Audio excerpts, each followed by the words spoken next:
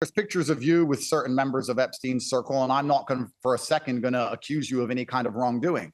Well, Powerful no, but people I'm know happy to each talk other. about that. But hang on, I'm not supposed to say about the Epstein files is that women have become such lying whores that it's impossible to take any of these unsubstantiated claims seriously. Why did you delete it? I understand if you don't understand sarcasm.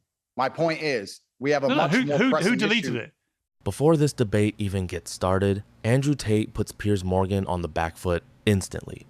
Piers is trying to lecture Tate about Elon Musk being mentioned in the Epstein files, but Tate fires back with something Piers didn't expect. Piers himself was photographed with Ghislaine Maxwell, and that exposes the hypocrisy right away.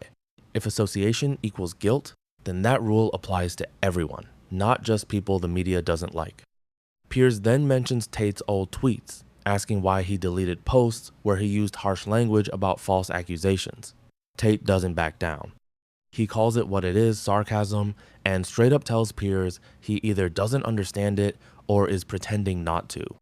From that moment on, this stops being an interview and turns into a hit job, and Tate makes that painfully obvious. Without any further delay, let's get in. But, you know, even with Elon, who I'm a big fan of in terms of his business acumen and achievements and everything else, but he's out there every day, all day at the moment saying, I've led the charge against the Epstein stuff. I want full transparency. I had nothing to do with it. I rejected all advances from Epstein and so on. And yet we're reading emails from him where he's clearly very keen to get on the island, very keen to know what night's the wildest party night and so on, which is a complete contrary, conflicted reality to what he's trying to make us think. Well, yeah, sure. And there's pictures of you with certain members of Epstein's circle, and I'm not going to, for a second, going to accuse you of any kind of wrongdoing. Well, no, but I'm happy to talk about that. But hang on, okay, but look, but you raised that, so I can, but I have explained that very simply. All right. Please so do. in 2013, I think it was, I went to a book launch for a guy who was editor of a British newspaper in Manhattan. A lot of starry people there, Stephen Fry, all these people. And I was introduced to a woman I didn't know called Ghislaine Maxwell. And the link was that I was editor of a Daily Mirror in the UK, which was owned by her father for many years, Robert Maxwell, who then fell off a boat and probably killed himself. Maybe not, we don't know. And I had a 5-minute conversation with Ghislaine Maxwell, and a photographer appeared and took group pictures, and then people have cut out me and her and posted it. Now, I've explained that many times. That was the only time I've met Ghislaine Maxwell, had any dealing with her. Never met Jeffrey Epstein or had any dealings with him. Certainly never went to his island or his parties or anything. That's it. So my full extent of exposure to either of them was 5 minutes at a book launch, standing there, and there happened to be a photographer, and that was 2013. So I argue. I believe you. I've got no problem, people. I've got no problem. Well, it doesn't really matter. That's what happened. And the point being, though, that I believe I've been 100% transparent. All I'm requiring other people to be is when similar stuff comes out about them, be equally transparent. This is where Andrew Tate actually has the upper hand. Because he's not accusing anyone of crimes, he's calling out a dangerous standard. Piers brings up Elon Musk being mentioned in Epstein-related emails and immediately frames it as suspicious, even while admitting there's no direct evidence of wrongdoing. And Tate's response cuts straight through that framing. Being mentioned, emailed, or associated does not equal guilt. If that's the bar, then anyone remotely connected to Epstein becomes fair game, which is absurd and reckless.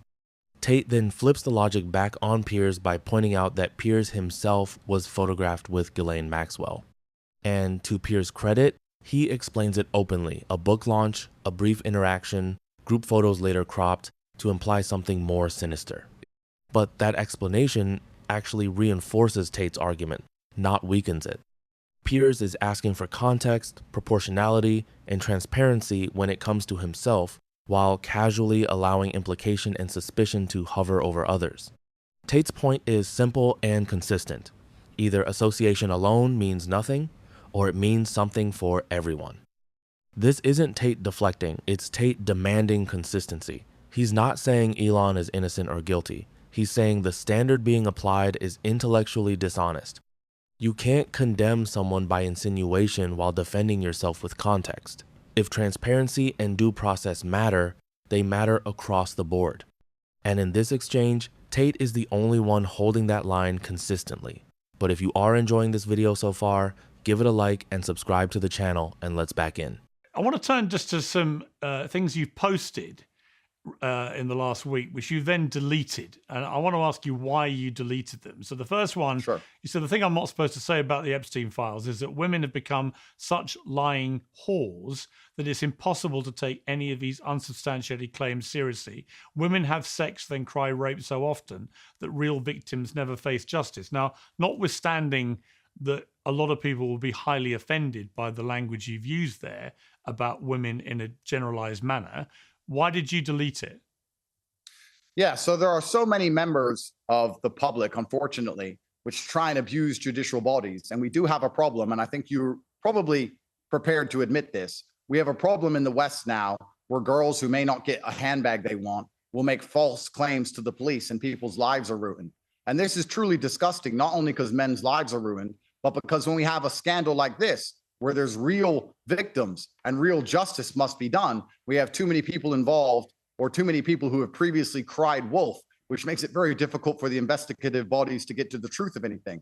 So it's truly heinous that women lie and pretend to be raped when they're not, and make real victims, put real victims in a position where they cannot trust the police to get them justice like they deserve.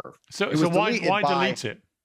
It was just deleted by my PR team as I slept. As you know, I'm facing a criminal case in the UK for a lot of the things that I've tweeted because they think that my speech is somehow, Jess Phillips and Keir Starmer believe my speech is the most dangerous thing that exists on the internet and that the UK society cannot function while I highlight distrust in these institutions. At the same time, of course, they're promoting Peter Mandelson to some of the highest levels of government. So they're corrupt to the core. But you see, what I would say is I can totally understand why your PR team would do that, because you don't say a small number of women or qualify in any way. You just say women have become such lying whores.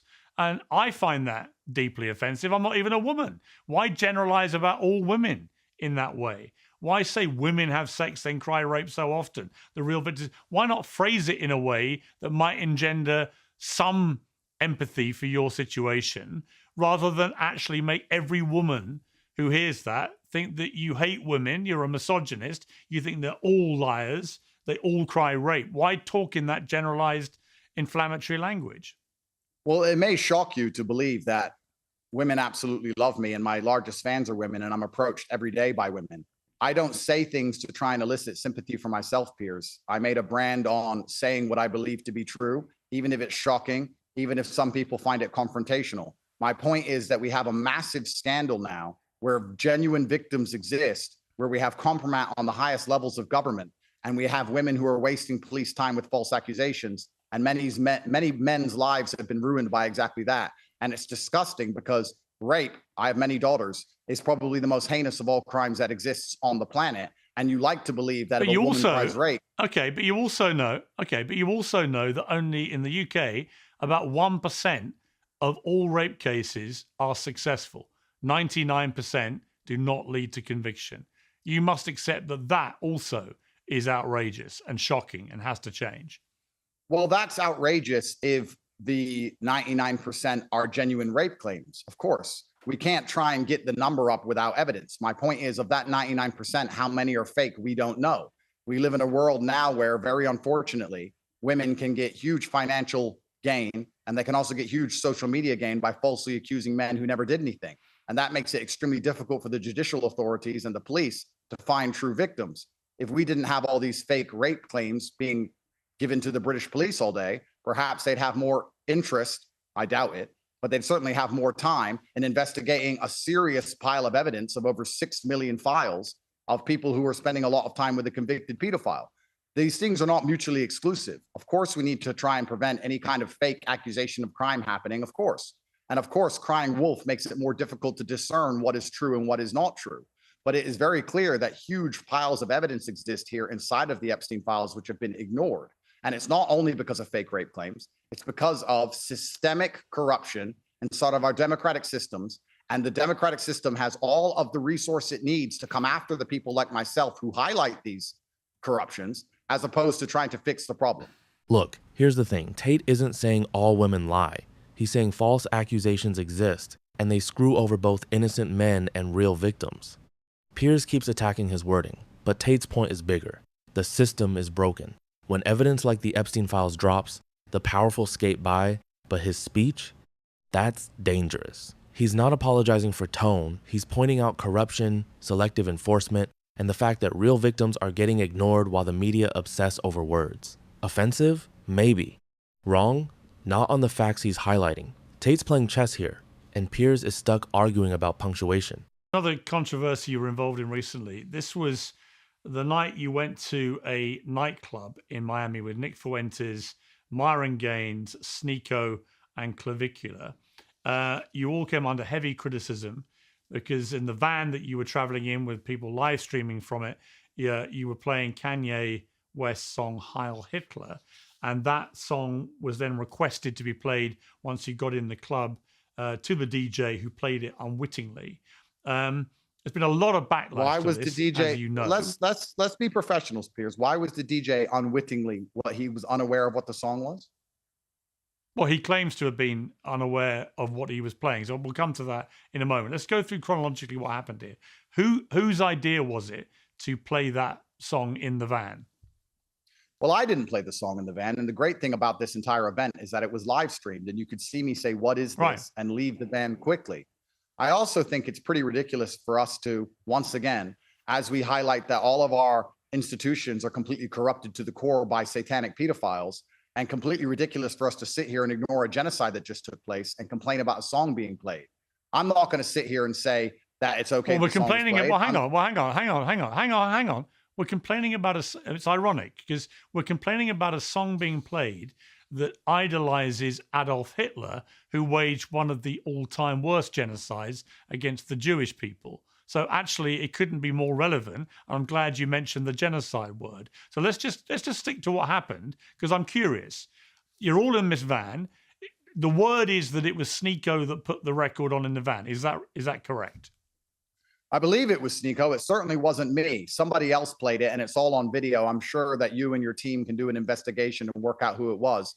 And by association, being in a van when someone else plays a song, to try and grill me for that, considering that you were at a book launch and accidentally took a picture with somebody who's now in jail for pedophilia, you understand very well sometimes you're just in a place and but I'm not judging you. I'm not judging you in any way. This final controversy really exposes how these conversations are framed and how selectively outrage is applied.